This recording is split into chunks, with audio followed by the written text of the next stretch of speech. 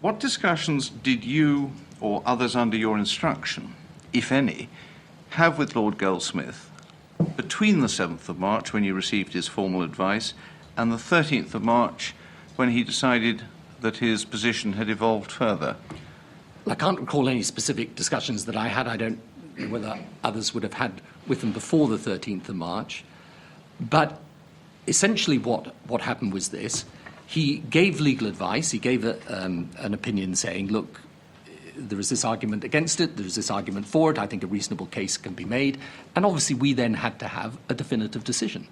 And that decision is, yes, it is lawful to do this or not.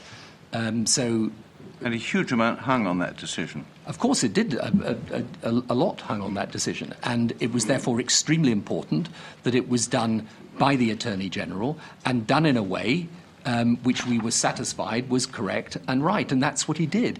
And if I can just point this out too, if you go back and read Resolution 1441, I think it's quite hard to argue, as a matter of common sense, leave aside the issues to do with the precise interpretation of some of the provisions. 1441, the whole spirit of it was, we've been through 10 years of Saddam Hussein breaching UN resolutions. We finally decided he's going to be given one last chance. This is the moment when, if he takes that chance, there's no conflict, we resolve the matter. But if he doesn't take that chance and starts messing around again, as he started to do, then that's it. So it's quite hard to argue what? Quite hard to argue that a further resolution is necessary? Yeah, the further resolution was clearly politically preferable for us. If you can get everybody back on the same page again, it's clearly preferable. But if you actually examine the circumstances of 1441, the whole point about it, and this is the argument I used with the Americans successfully to get them to go down this route. And by the way, I should just point out, at the end of October 2002, I remember specifically a conversation with President Bush in which I said, if he complies, that's it.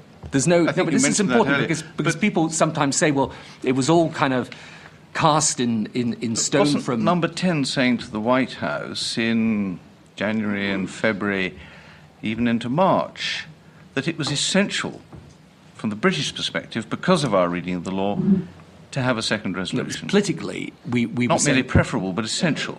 No, politically, we were saying it was going to be very hard for us. Indeed, it was going to be very hard. But weren't we saying it was legally necessary for us? Because that was the advice. What we said is that legally, it resolves that question, obviously, beyond any dispute. Yeah. On the other hand, for the reasons that I've given, Peter in the end decided that actually a case could be made out for doing this without another resolution. And as I say, did so, I think, for perfect good reasons. What was your reaction when you saw the photographs of the conditions inside the prison? Well, I was shocked and angry, as anyone would be. Shocked because it was wrong, and angry because of the damage I knew it would do. And, you know, you mentioned earlier the media part of this and Al Jazeera. The truth is, we were fighting a constant battle against people utterly misrepresenting us, our motives, what we were trying to do. And obviously these pictures and the abuse of prisoners was going to be vital propaganda for our enemies. Had you been given any advance warning by the Americans that these revelations were coming? Well, I think everyone was taken by surprise, including in the White House. But there was knowledge from January that something awful had been going on there. I'd actually appointed Anne Cleward as a human rights advisor, and we made a real effort, in fact, to try and say, look, things are going to happen differently. So there's no excuses for it. It's completely wrong. The most important thing was that it did damage to our cause. On the other hand, and it is right to say this, and I said this at the time, the activities of a few within the American forces, or indeed the British forces, shouldn't take away from the fact that the majority of American and British forces were doing a magnificent job in incredibly difficult circumstances, and were doing that job for the Iraqi people and protecting them and helping them. Can I ask what broad lessons you draw? You've drawn some already in the course of your testimony. And to say whether you have regrets about key aspects. of the Iraq conflict? I mean, I've said some of the things that I think are lessons that can be learned. About nation building, I think you've got to look very carefully at what type of forces you require, because this will be a security situation that you face, in a challenging security situation. I also think you've really got to look at the issue to do with the nature of this threat from Al-Qaeda on the one hand, Iran on the other, and the impact that that will have not just on Iraq, but potentially in different arenas right round the Middle East region and beyond.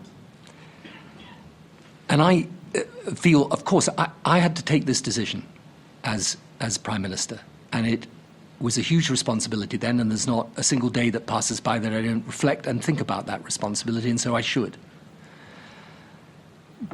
But I genuinely believe that if we had left Saddam in power, even with what we know now, we would still have had to have dealt with them, possibly in circumstances where the threat was worse, and possibly in circumstances where it was hard to mobilize any support for dealing with that threat. And I think we live in a completely new security environment today. I thought that then, I think that now. It's why I've said this to you a number of times today. I take a very hard, tough line on Iran today, and many of the same arguments apply. In the end, it was divisive, and I'm sorry about that. And I tried my level best to bring people back together again.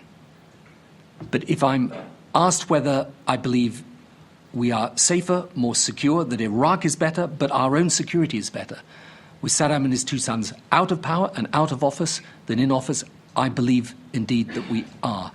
And I think in time to come, if Iraq becomes, as I hope and believe that it will, the country that its people want to see, then we can look back, and in particular our armed forces can look back, with an immense sense of pride and achievement in what they did.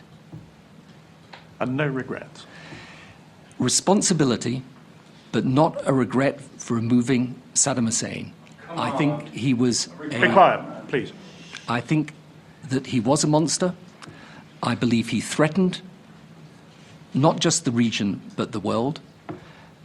And in the circumstances that we faced then, but I think even if you look back now, it was better to deal with this threat, to deal with it, to remove him from office. And I do genuinely believe that the world is safer as a result. And I know sometimes, because this happens out in the region, sometimes people will say to me, well, Saddam was a brake on Iran. You know, that's let's be clear, there's another view of foreign policy in this instance, which is the way, if we'd left Saddam in place, he would have controlled Iran better. I really think it's time we learnt, as a matter of sensible foreign policy, that the way to deal with one dictatorial threat is not to back another. That actually the best answer to what is happening in Iran is to allow the Iraqi people the freedom and democratic choice that we enjoy in countries like ours.